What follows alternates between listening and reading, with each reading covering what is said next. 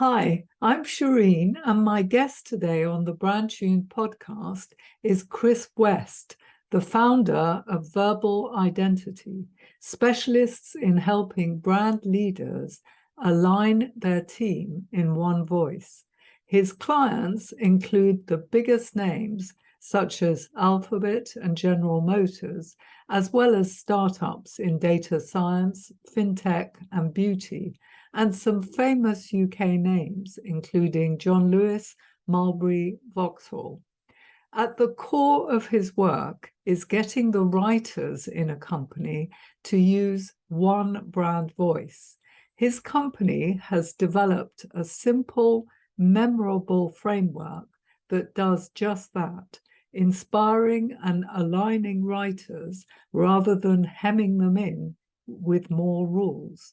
The framework is included in his recent #1 best-selling book, Strong Language. I'm delighted that Chris will be delivering a 10-minute masterclass for us on one brand voice, how to align everyone in your company with the one brand voice. So welcome to the brandtuned podcast, Chris. Thank you very much. Thank you for having me. Great. So do you want to share your screen to do this masterclass? Absolutely. So I'll share my screen now. And I'll start showing with rather an odd image. But there's a story behind this.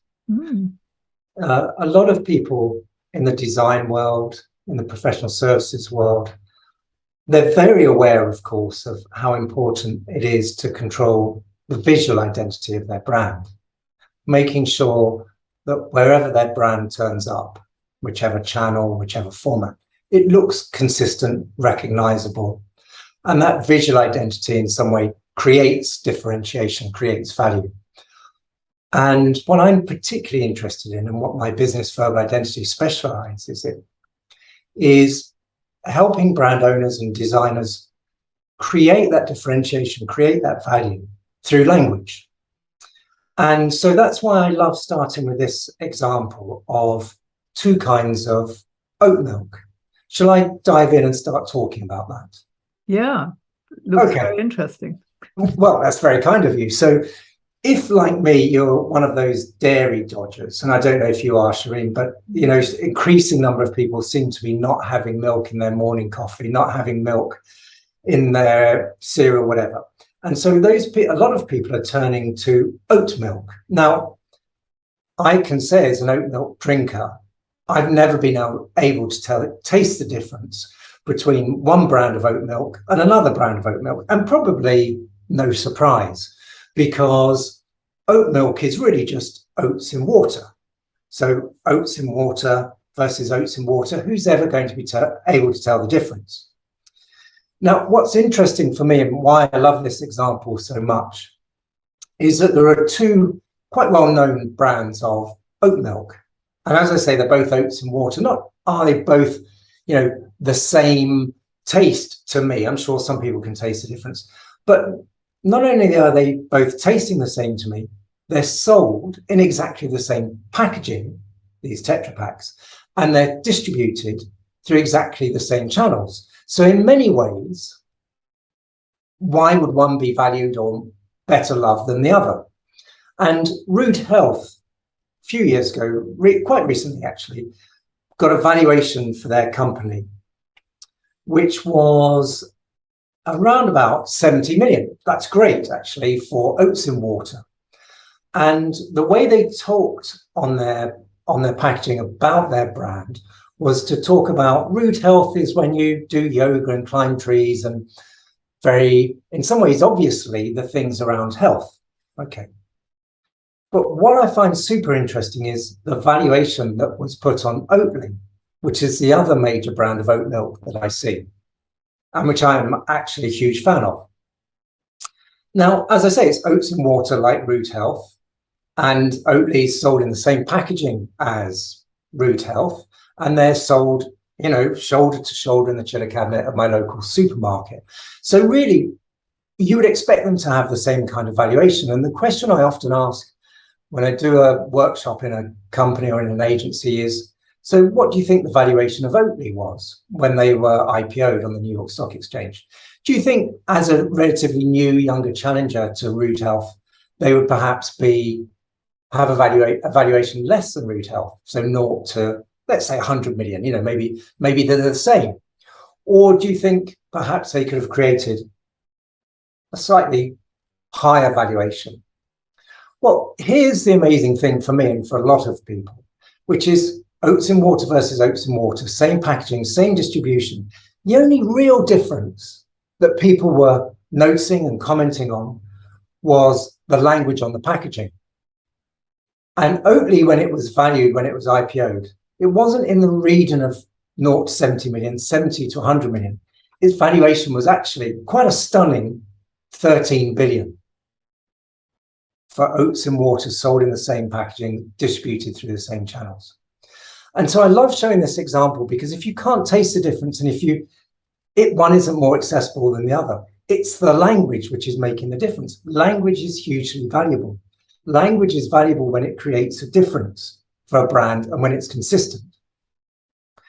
And that's what I think an increasing number of designers, company founders are discovering, or they're coming to this conclusion as well, which is that when you have more channels than anyone's ever had before, and language is so prominent in those channels, and of course you have clients and consumers who really want to actually be in a dialogue with brands they love, you have to have great language. You have to be able to talk to them as your brand consistently and with differentiation. That's the wonderful thing that's happening in language at the moment. So then the question is really, for a lot of designers, for a lot of agency owners, a lot of business founders is, how can I brief the writers better? How can I encourage creativity? And when it comes to the work, how can I judge it better? They're three interrelated challenges. How to improve the briefing, the creativity, and the judging of copywriting. Now, the example I love to do in a workshop, and which we're doing this mini workshop now, about how language works and how you can agree a framework with your clients, with your agency, with your copywriting teams, really comes down to this idea that language works in a very subtle way. And we're all tuned to it because we're a language animal. And actually, once you understand how language is working, then suddenly it makes the briefing, the creativity, and the judging of work a lot easier. So the example I love to show is Ferrari versus Mini. Now, I must admit, and Shireen, I don't know if you are, I'm not a car nut. But even so, I can tell the difference between a Ferrari and a Mini. And I think many, if not most people, could tell the difference between a Mini and a Ferrari just by looking at them. And actually, even by their sound, if a Ferrari goes past one way and a Mini goes past the other way, it's not just the visual identity of Mini and Ferrari that's been carefully controlled. It's the sound and it's everything. So the question then is, have Mini and Ferrari really paid the same attention to their language so that you can immediately identify and get values out of their language for one brand versus the other? And the answer I'd love to say is yes. And if I can continue this workshop, I can prove it, which is I would love to show you now, Shireen, two pieces of copy, one written by Ferrari, one written by Mini. And both pieces of copy talk about how their car takes a corner. But both pieces of copy are anonymized. There's no visual cues. There's no logo. There's nothing else. I've chosen the most straightforward font I could find. So I'll put them up on the screen now for 30 seconds. And two questions I'd like to ask, in fact. First question is, which is Ferrari, which is Mini? That's the easy question, if you like. And the second question is, how did you know? So if you're ready, I'll show these two pieces of anonymized copy.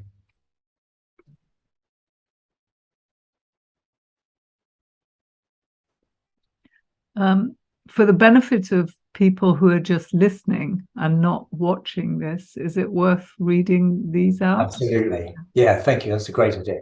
So the first piece of copy, is this Mini, is this Ferrari? Car brand X. Here's the copy. Born to corner. Driving a X is a ton of fun thanks to its legendary go-kart handling. We could go on about its lightning quick responses and glue-like grip, ... That's car brand X. Here's car brand Y. Proprietary Y algorithms guarantee optimal integration of the electric motor and V12 engine and thereby optimizing dynamic behavior. When the car is cornering, the high curve system keeps the V12's revs up to ensure quicker response times to the accelerator pedal when exiting. The Brembo brakes, which integrate with the energy recovering system, have light calibers with a specific design designed to guarantee perfect heat dissipation from the new carbon ceramic discs. That's brand copy Y. Most people, when you put that up on the screen, when you read it to them, instantly they will say, they'll be able to answer question 1. Yep, first car brand X, which started born to corner, driving at X is a ton of fun. They'll say Mini, without a doubt. The second piece of copy, which is much longer, much technologically complicated, it's quite difficult to read without, good breath control. I'm not sure how good a job I made of it. That's got to be Ferrari. That's the easy question, which is Mini, which is Ferrari. The interesting question, I reckon, is how comes everyone knows just from the language that one is Mini and one is Ferrari? And so there might be answers popping into your head already. Some people will say, go-kart handling, that's a particular Mini expression, whereas hikers, V12, Brembo brakes, algorithms, that sounds much more like Ferrari. And they're absolutely right. They're picking on particular words, which are more likely to be one brand than the other. Some people will say, X Mini just sounds more, more fun. And some people will say, yeah, but Y sounds much more elitist, technological, engineering. And we would say, yeah, you're absolutely right. Although those words, engineering, technological, or something like that, might not be actually in the copy, that's the personality of the copy that's coming out from each piece. We're getting a sense of the characteristics, getting a sense of the identity. And then some people will also say, you know what? And they'll say it with a kind of half smile or with a joke, and they'll say, you know what? I think Ferrari is just for people who are snobs, or they want to make you believe that driving a Ferrari is like an F1 experience. I say, oh, interesting. And some people say, yeah, but the thing with Mini is they want you to know that you can just get in the car and go, and it's a great laugh. And I say, absolutely. And what everyone does in those comments is they identify that, in fact, there are 3 levels of language always operating, and because we're the language animal, we're very subtly picking up these different cues. It doesn't matter whether it's brand language, whether it's this kind of conversation that we have here, or it's a great character in a movie or a TV show. Whatever is written or spoken, it's informed by those 3 levels. There are those ground level details, the words and phrases we use and don't use, even grammatical structure and sentence length in those ground level details. If you come up to, say, 1,000 feet, then there's that personality that's also working to tell us subtly who said this or who's likely to have said this. And then you go up to 10,000 feet, and then you have this sense of an overarching narrative. This is the world we believe in. This is what we stand for. This is what we stand against. So at Verbal Identity, we found this framework to be simple, but so memorable that people can constantly refer to it. And when they're coming to judge a piece of work, instead of saying, I'm not sure, it's not quite right, that doesn't really do it for us. What they can actually do with their team or with their client or whoever it is, they can say, look, absolutely, you got the 10,000 foot narrative. This is exactly who we are. This is the world we believe in. What you've chosen to write about That's absolutely great. And the world, the picture of the world you're creating, just like Oatly did, that's it, that's us. And they might say, and the personality you've come across, technological or innovative or smart or friendly or whatever it is, those 2 or 3, maybe 4 little tonal values which create a personality. You've got those right. But down on the ground level details, you've got those wrong. And actually that's screwing up everything. Or sometimes people see that one of the problem is one of the other areas. But we would always say, a company is a conversation. A good company is a branded conversation internally and with customers and clients. And just as you work hard to make sure it's one company thinking and doing one thing, the language needs to think and do and say one thing. And this framework is brilliantly simple for aligning everyone. So once you've identified what's the 10,000-foot overarching narrative, how does that turn up in our personality? And how does that dictate almost, if you like, what our ground level details are with grammar choices, words and phrases and so forth? Then suddenly you have a framework which is really brilliant, easy to remember, easy to refer to, and you can talk to your teams when you're briefing them. You can address those 3 levels when they are sitting and they're going through their creative process. They can be refreshed and reminded by those 3 levels. And actually, when you're coming to judge the work, and if it's sign off version 1 or 2, that's great. But if you need anyone to have a rework on it, rather than that terrible moment where you say, look, it's just not us, but I don't know how to make it us, you can say, look, this level is right, that level is right, but would you just have a look, for example, at the tonal values in the personality? And so we often have this little diagram where there's a helicopter hovering somewhere between ground level, 1,000 foot and 10,000 foot. And we just ask people, so if we take the helicopter up to 10,000 foot, what's your worldview as a company, as a brand? What's the world you want to create?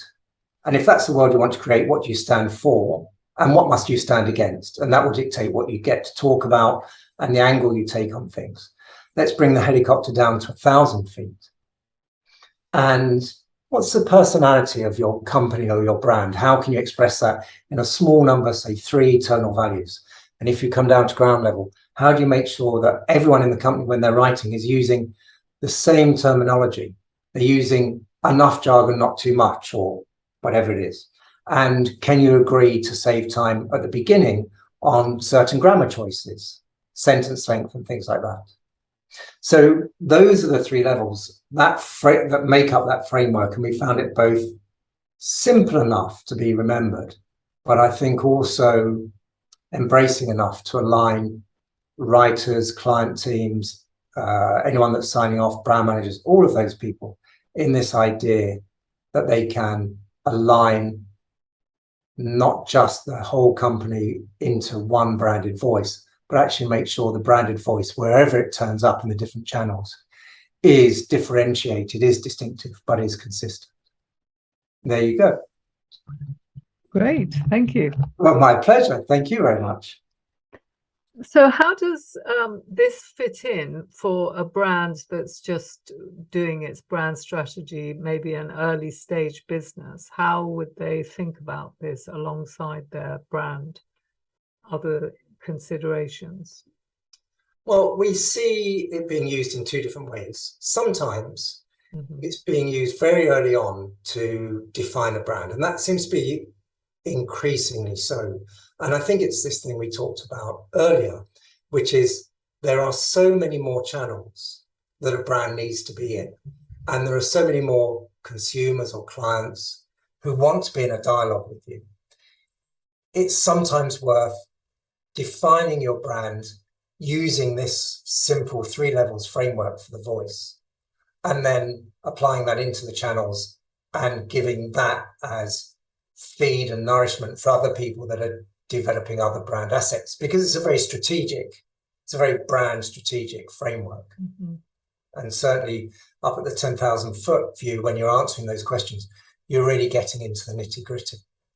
Sometimes, as happened with a large UK retailer that everyone would know, another couple of brands that people would know here in the UK and one in the States. The brand has been defined, the guidelines have been defined, and the brand director or the CMO or the founder said, you know what, I'm just not happy how we're turning up in language. And there's nothing wrong with the brand strategy overall. It's just that most people don't have expertise in shaping and guiding and defining language like we at Verbal Identity do. And that's not a big brag. You know, we're a niche within a niche, so there's nothing to be too proud of there. But that's certainly what I've spent 12 years in this business doing, and really 30 years of my career doing is structuring language and shaping language. So often people will say, look, we've got our brand definition down. We're doing fine in every area. It's just our language isn't turning up very well. So can you build this into our brand strategy document, or can you work with our brand designers, which we love doing, because my background is in above the line advertising, where you didn't move anywhere without your art director, really. So they're really the two ways that people use this and call on this. Yeah, I'm wondering with Rude Health and Oatly whether it's about Oatly being more sort of aligned generally about what they're doing as a business, which leads to their success. Because quite honestly, I've never read any of the things on their packaging. I don't know. Are you saying that people will be reading this? Absolutely. Yeah. And I think there's good tracking on that. Oh. And what it's doing, I couldn't say that Rude Health is more or less aligned. You know, as far as I see in Rude Health's product range, in its other activity, in its promotions, you know, it's aligned. Its view of healthiness and kind of progressive nutrition, if we want to call it that. Its view is this is good for your health. You know, you'll notice the benefits in a kind of quite soft way. Oatly's equally aligned. It's just Oatly's point of view is we've got to save the earth, and the dairy industry is really, is really affecting the climate to a large extent. And choosing plant-based foods, including oat milk, is a really serious, important step in contributing to the reduction of impact on climate. So I think they're both highly aligned. I think that it's the language of Oatly which is really doing something to help position the brand and deposition its rivals. And the reason I say that is, if you spend time in a big supermarket, which has got lots of these lovely new products coming onto the shelves, everyone seems to be doing a startup, some funky food product or something. Spend a moment lurking in the aisle where some new products are on the shelf. And what you'll see is this moment where a beautiful piece of packaging design stops someone. And then what do? They reach out, they grab the packet, and they turn it around to read whatever's written about it on the back. And that's just a commercial version of what we see at art galleries. If you walk into an art gallery, you walk into the Claw Gallery, you'll see Turner's stunning painting of the shipwreck. Wow. And anyone walking into the gallery is momentarily stopped. Oh. And they want to look at it. And what do? They walk over to it. And then they bend down to the right, look away from the painting, and they'll read what the curator has written about it. It's this idea that visuals attract, verbals engage, that we cannot work with just great visuals or just great language. Actually, what makes a brand really stand out compared to anyone else is amazing visuals, which are strategically sound, innovative and distinctive, and really engaging language, which is innovative and distinctive, and both should be consistent with each other and all the way through the different realizations of the brand. Yeah. Well, with Oatly's case, they've got a more powerful message, meaning behind them, which is that they're about saving the planet. Whereas Rude Health, probably, I don't know what they stand for, but just health, being healthy. Well, so that's interesting.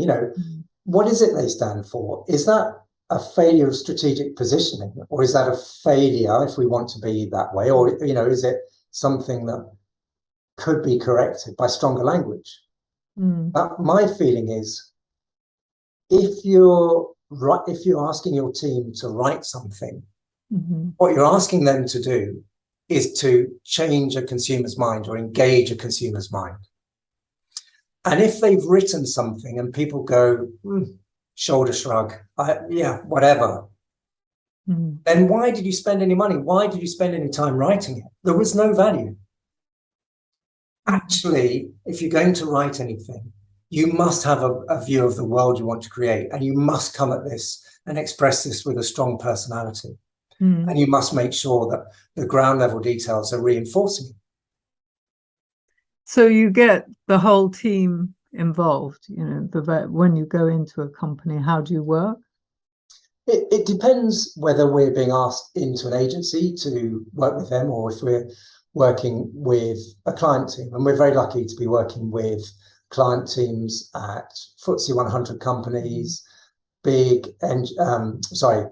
fast-growing, innovative engineering companies, whether they're traditional engineering or whether they're, data science, beauty, skincare, startups, and so forth. And so it really depends what the client's need is. But typically, they'll say to us, look, we want to make our language. I suppose, they'll say we really have one of three situations here. One is brand strategy. We really don't know what we stand for or what we're trying to do, and we don't know how to express it. Okay, so this is a much more upstream brand strategy job, and we might work with a design agency, strategy agency, or we might be sitting alongside them already. Sometimes they say strategy sorted out. We just need to know how does that turn up in a brand voice. And so we have a very good process over something like 6 to 12 weeks will help create very clear, usable guidelines, tone of voice guidelines, which are somewhere between 8 and 20 pages, but they're very practical. They're not theory around language or anything else. They say, this is the framework. This is how we turn up on each of those levels. This is how we turn up, therefore, in different channels and so forth. Sometimes the third scenario is a company will come to us and say, Chris, look, we're strategy sorted. Even our tone of voice, it might not be perfectly defined, but we know really what's good enough. But we just want some help for the copywriters. Maybe they're overwhelmed. Maybe a couple of key people have moved on. Maybe it's just one of those things where we all need some refreshment and some stimulation. So can you come in, maybe do some writing, but sometimes do some writing, but sometimes, can you train some of our writers so they're more productive? Can you train in the bigger businesses, the copywriters, managers? So again, it's this thing of, can they brief better and can they judge better? Because if they can, then they're radically improving the productivity of their copywriting team. So there are three different ways that we help generally.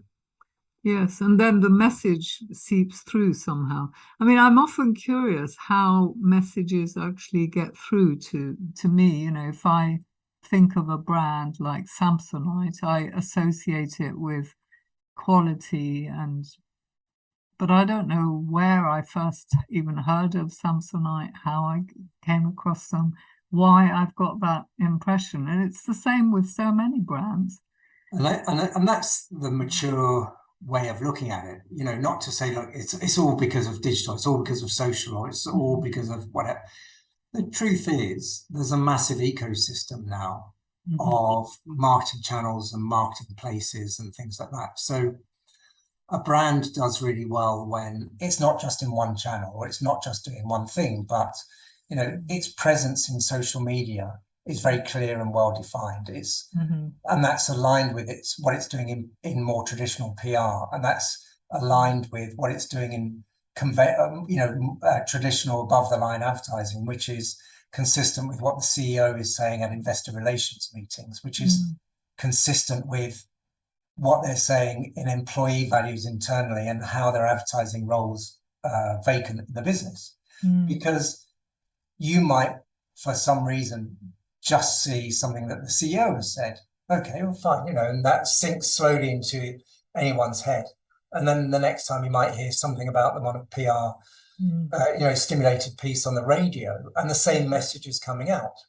And then actually, for some reason, you see something about them on social media. And again, it's got to be consistent, because there is this ecosystem, and each part of the ecosystem needs to be consistent with the other parts. And it's much more like that these days, I think, than in my days when I started as a copywriter, which I loved, and Saatchi's would spend £1 million just on shooting TV commercial. And it was seen by everyone, and actually, remembered by everyone for 10, 15 years. But you could do that then.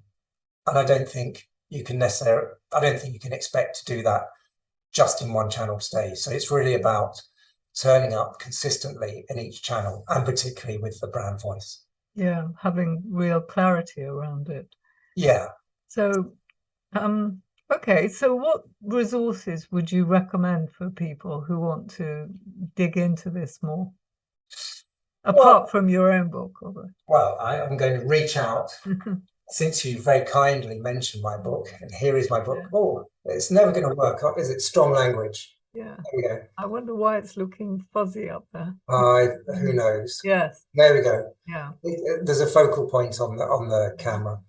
But the book is called Strong Language, the fastest, smartest, cheapest marketing tool you're not using, which is deliberately provocative, because everyone is using language, is using tone of voice, whether they realize it or not, I would say. Yeah. But many of us are forgetting about it. So having done this for 12 years and worked with businesses from, really literally 2 people pre-startup to Series A funded data science businesses, through to famous UK brands like Vauxhall, B&Q, and even global brands. We were invited to go across to Silicon Valley to work with one part of Alphabet on their language. Having done that for over 12 years, then I realized that not everyone is ready to dive in. Some people want to read about it, learn a bit more, or they might be a small team. They don't want to bring someone else inside the building. And so literally everything I knew about how you create a brand voice was put into the book Strong Language. And not just about the creative or the framework that I've mentioned, but also all the other stuff. About half the book is all the other stuff that we all have to go through in the real world, which is, how do I make a case to the boss that this is worth putting money behind? How do I, if we've got a bit of money, where do we start? Because there are some things which are going to have a big impact, but they're impossible to change. And there are some things which are going to have a big impact and they're easy to change. So how do you produce a simple quadrant matrix? So you're identifying which are the quick wins and getting agreement on that. How do you audit? I don't like the word audit. I think of something else, but how do you really judge? Next book. Yes. Next book. How do you judge where your brand language is compared to, other people in your sector or the best in the world? How do you judge how your language is in one channel compared to another? So there's lots and lots of practical examples in the book. And it also talks about, if you have one day to do something with your brand voice, how do you spend that day? If you have 1 week, if you have 1 month, if you have 6 months, if you have a year, all those different scenarios, they're provided for it in the book. So I hope that in the book, people can find out pretty much everything they needed, which will be wonderful. I get some lovely emails back saying, I've just run the team through this, and it's changed everything immediately. And perhaps there's one question, and I'm really always happy to answer that. So I'll answer questions over on LinkedIn if people want to find me there. I'm Chris West Verbal Identity. So on LinkedIn, if they look for Chris West Verbal Identity, they find me.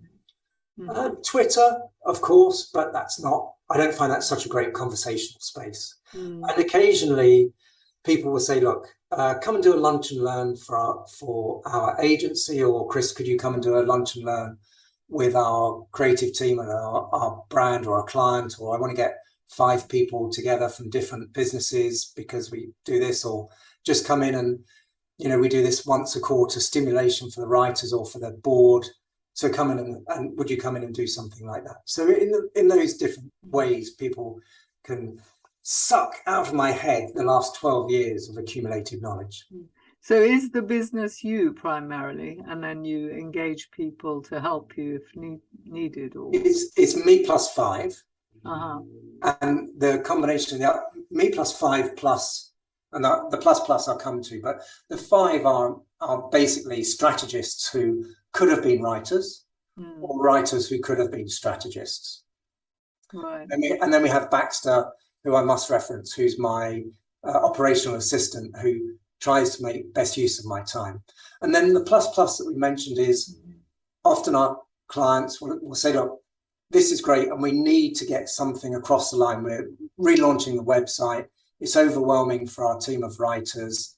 You know, can we boost our firepower with some of your? So sometimes it's me as a writer, but we have a band of writers who will be very reliable and very skilled at adapting to what's needed. Okay, one last question, which I'm going to ask everyone who comes on the show, is what's the most memorable experience you've ever had with intellectual property law during your years as a branding professional? That's a great question. So, I don't know if this is really, well, let me put this in and then we'll think if there's a better answer in a minute. But I used to work at Saatchi & Saatchi in the mid-90s, which sounds like such a long time ago now. I suppose it is really. And Saatchi & Saatchi was so famous. And I moved house in South London, and I walked to the end of the road, and there was a dry cleaners, and they called themselves Starchy & Starchy, which I loved. I thought it was so funny. And, you know, someone could be really upset at the infringement of trademark or something like that. And different to most people, Saatchi's, I think, had a view that not all publicity is good publicity, but celebration of us and our position and what we've done.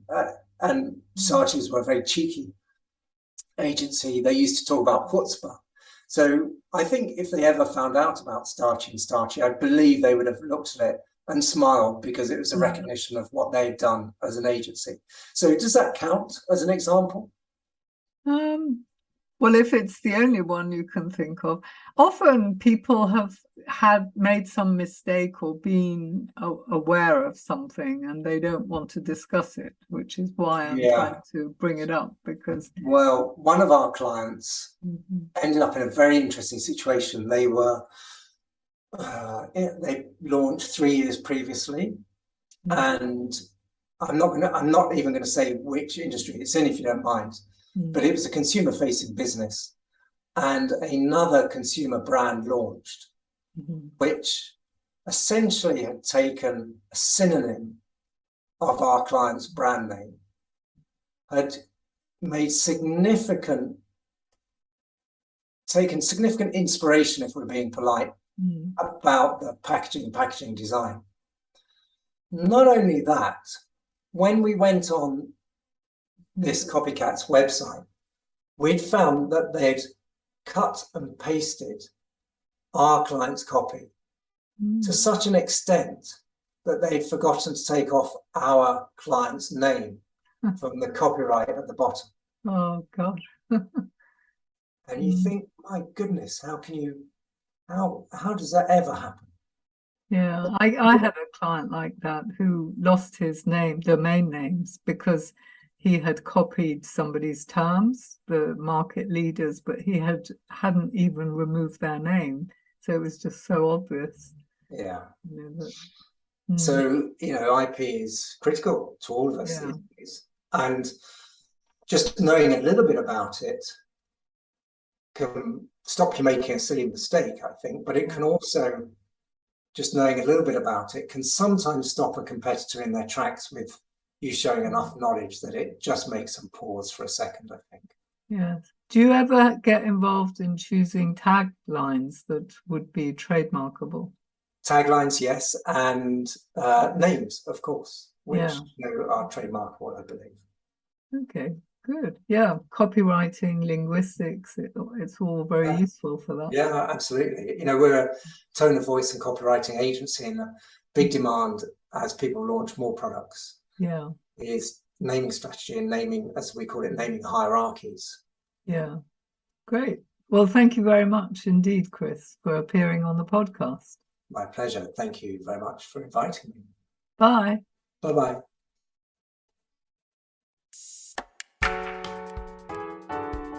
That's it for this week. Do subscribe to the brandtuned newsletter to get weekly updates. I'd also love to get your feedback. Just send me an email to info@brandtuned.com. Finally, if you liked the episode, please do share it with your friends and colleagues and review it on iTunes or whichever platform you use to listen to podcasts. If you leave us a 5-star review, it means more people will listen and we can spread the word much more quickly about the podcast. Thank you and bye for now.